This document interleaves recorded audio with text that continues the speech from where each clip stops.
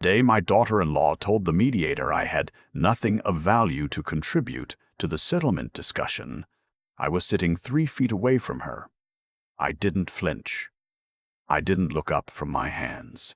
I just sat there the way I'd learned to sit through 31 years of her dismissals, quietly and with everything already in place. But I'm getting ahead of myself. I turned 63 last October. My wife, my first wife, Carol, passed 11 years ago from ovarian cancer. And I spent the years after that learning how to be alone in a house that still smelled like her. I wasn't bitter. I wasn't looking for anything. I had my work, my dog, my garden in the backyard where I grow tomatoes every summer that nobody but me ever eats. Then I met Beverly at a church function in Spokane. She was warm. She laughed easy. She made me feel like the years I'd spent being invisible hadn't permanently hollowed me out. We married 18 months later. I was 58. She was 54. My son, Douglas, no wait. My son. I'll call him what he always was to me, my boy. He was cautious about Beverly from the start.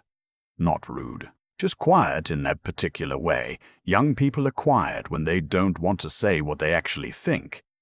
But his wife, her name doesn't matter as much as what she was. She had no such caution.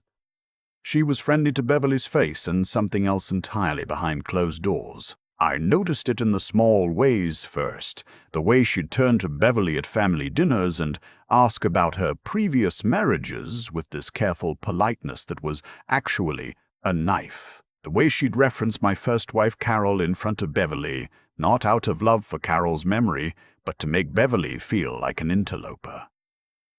The way she'd tell my grandchildren that Grandpa's new wife was just a friend who moved in.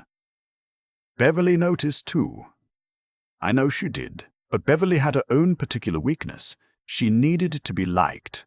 She'd spent her whole life needing it. It made her easy to push around, and my daughter-in-law had a gift for pushing without leaving visible marks. I should have said something sooner. I know that now, but I was 60 years old, and I had buried one wife, and I had watched my son grow into a good man, and I told myself that this friction would smooth out with time. I believed that long past the point when believing it made any sense. My name, for the purposes of this story, doesn't matter as much as what I did for 37 years before I retired. I worked federal investigations for the Department of Labor, fraud, pension theft, financial misconduct in workplace benefit plans. I spent nearly 4 decades following money trails that people thought they'd buried. I was good at it. I was in fact decorated for it twice before I put in my papers at 61. Beverly didn't know the details of my work.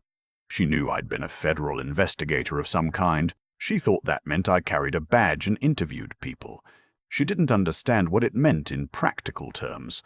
What I knew how to find, how to read documents, how to recognize the pattern of someone quietly moving money they shouldn't be moving. I didn't tell her, not because I was hiding anything, but because the work had been my life for so long that retirement felt like I'd stepped out of a skin, and I didn't like talking about who I used to be. Beverly loved me for who I was at 60. That felt like enough. It wasn't until the second year of our marriage that I started seeing patterns I recognized. Beverly had come into the marriage with a settled estate, not enormous, but real. Her first husband, she'd been widowed, not divorced, had left her their home in Coeur d'Alene, a paid-off property, and a modest investment account through Edward Jones, somewhere around $240,000. She also had her Social Security and a small pension from 20 years as a school librarian in northern Idaho. She was comfortable. Not wealthy. Comfortable. What I started noticing, slowly the way you notice a slow leak rather than a flood, was that Beverly's comfort was eroding. Small things at first. She mentioned once that she'd moved her Edward Jones account. Then she mentioned it again, differently, as if she'd forgotten she'd told me. Then my son's wife offered, unprompted at Sunday dinner, to help Beverly consolidate and simplify her finances because it was so overwhelming for people who weren't used to managing things alone. Beverly thought that was kind. I thought that was a sentence I'd heard before, in depositions. I didn't say anything to Beverly. I want to be clear about that, and I want to be clear about why. I'd been down the road of accusation without evidence. I'd watched it blow up investigations, destroy cases, push guilty people into the protection of a wrongful accusation claim. You don't move until you can move completely. So I watched. I have a friend from my Dole days, retired now, but still sharp, and I asked him to do something informal for me. Nothing official. Just a name run, a pattern check, some public records. He owed me more than a few favors from cases in the 90s, and he didn't ask questions. What he found took about 3 weeks to pull together. My daughter-in-law had worked briefly in financial services in her mid-20s. She'd left under circumstances that were described in HR documentation as mutually agreed separation, which is the corporate way of saying something happened that nobody wanted to put in writing. She had also, at some point during that period, been a listed contact on an elderly client's account without being a family member or licensed advisor. The account had been significantly drawn down in the 8 months before the client passed. Nothing criminal had ever been charged, but the pattern was there. And patterns, in my experience, don't change, they just find new circumstances. I sat with this for 2 months. I went out to my garden and I pulled weeds and I thought about my son. My good, decent son who trusted his wife because that's what you do when you love someone. And I thought about Beverly, who had spent her whole life being warm and trusting and easy to take advantage of. And I thought about Carol, who never got to grow old, and how she had always said that I had a habit of knowing things and saying nothing until it was almost too late. Carol was right about most things. I confronted Beverly on a Tuesday night in February. Not dramatically. I sat down across from her at the kitchen table with a cup of coffee and I said, "I need to show you something, and I need you to listen before you react." She listened. She looked at the documents I'd laid out. She cried, not from weakness, but from the particular grief of someone who has trusted in the wrong direction. She said, "I wanted her to like me." I said, "I know." She said, "Your son doesn't know." I said, "I don't think so, and I'm not going to assume he does." We decided together that we would document everything before we moved. That took another 6 weeks. During those 6 weeks, Beverly, quietly and with more nerve than I'd given her credit for, began asking questions about her accounts. Normal questions, the kind a recently retired schoolteacher might naturally start asking.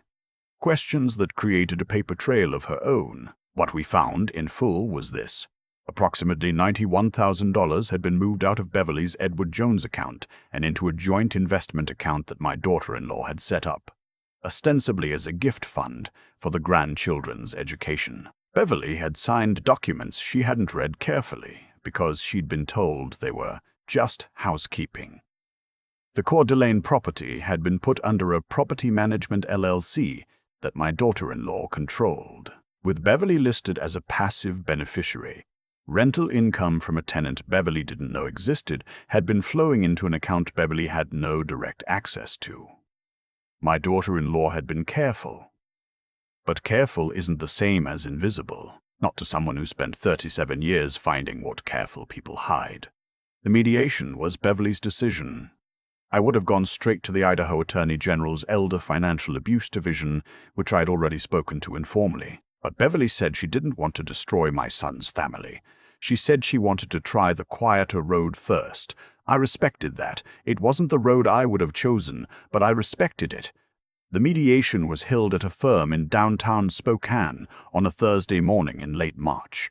My son was there. His wife was there, with her own attorney, a young man in a very good suit who had clearly been briefed on the narrative that I was a confused, aging widower who had been manipulating his vulnerable new wife against his own family. That was the story she'd been building for months. I later learned that I was the problem, that Beverly had been happy and stable before I came into the picture. that my obsessive investigator's mind had poisoned Beverly against people who were only trying to help. It was, professionally speaking, not a bad strategy.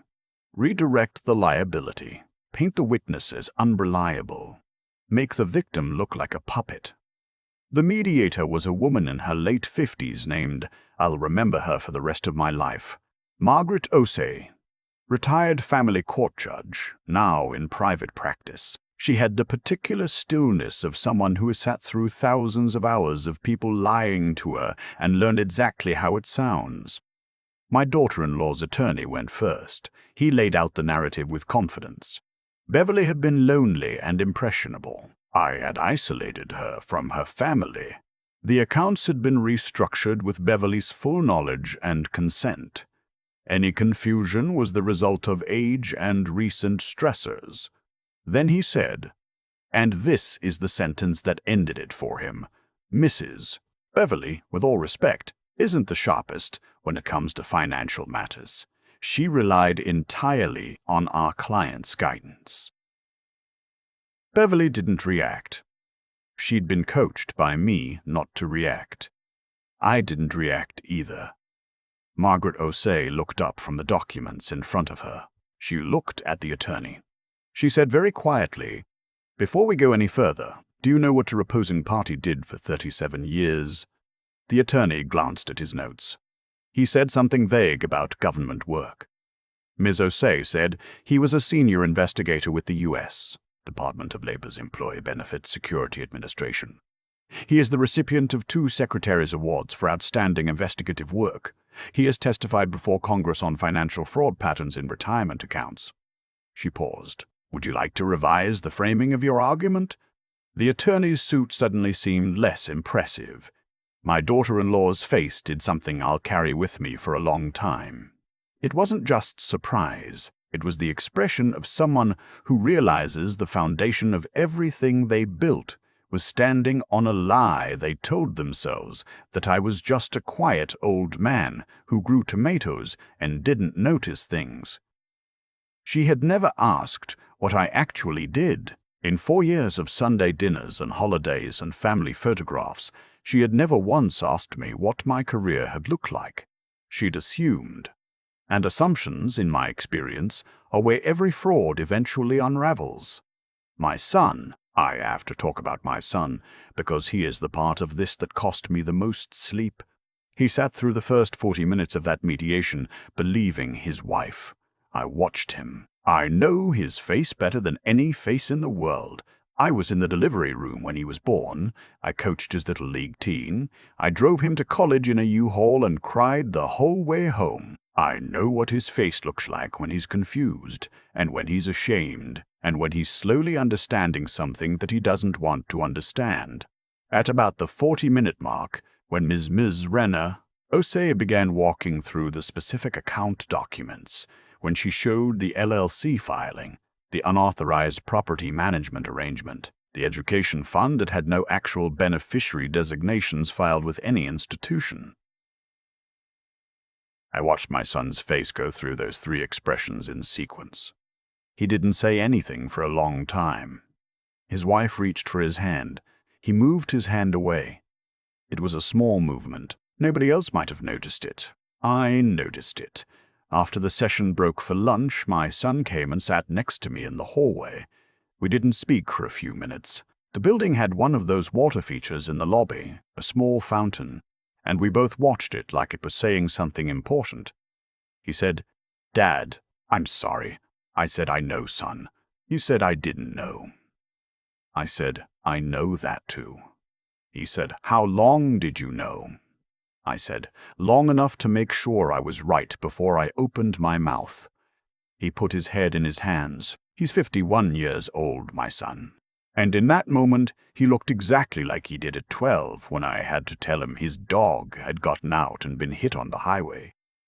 That particular private grief of someone learning that the world is capable of more cruelty than they'd budgeted for. I put my hand on his back the same way I did when he was 12. The legal resolution took 4 more months after that day. My daughter-in-law's attorney withdrew from the case shortly after the mediation session. Beverly, with the support of a genuinely good family law attorney in Spokane, filed a civil claim for elder financial abuse under Idaho Code 1845. The $91,000 was recovered in full, plus interest and legal fees. The LLC managing the Coeur d'Ardenne property was dissolved. The rental income, 14 months of it, was returned. My daughter-in-law did not face criminal charges.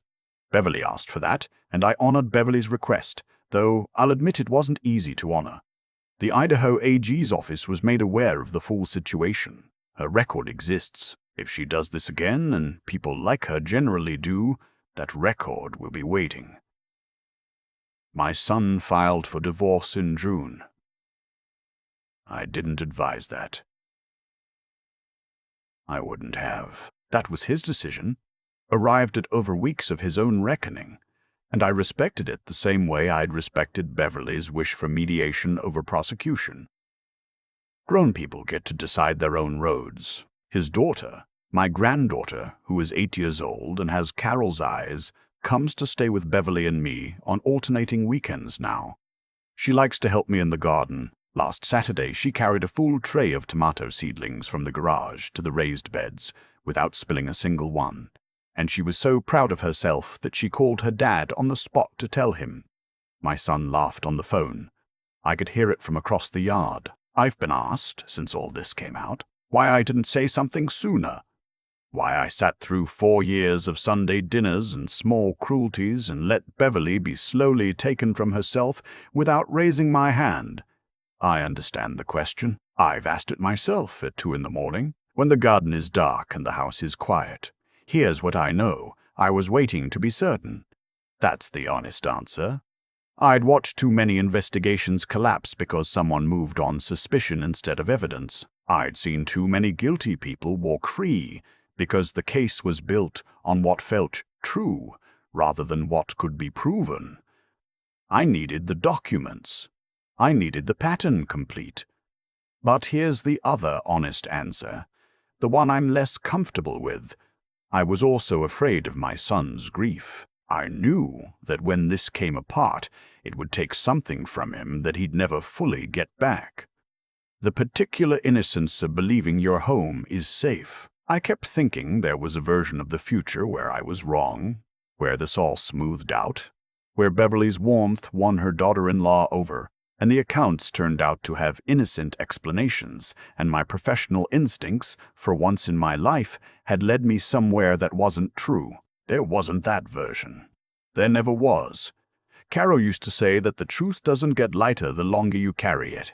She meant it as a reason to speak sooner. I think she was right. I'm just grateful I spoke before it was too late to matter. Beverly is fine. She gardens with me on Sunday mornings now. She's learning, she says, to trust her own read of people, to notice the difference between someone who is genuinely kind and someone who performs kindness. She's sharp about it, sharper than she gives herself credit for. I still grow more tomatoes than either of us can eat. Last fall, I started bringing the extras to my son's apartment on the nights I drop off my granddaughter. He's been learning to cook, he says. It's giving him something to do with his hands. I understand that. After Carol died, the garden was what I did with mine. Some losses you don't recover from. You just build something true around them, and you keep your hands in the dirt, and you pay attention to what's growing.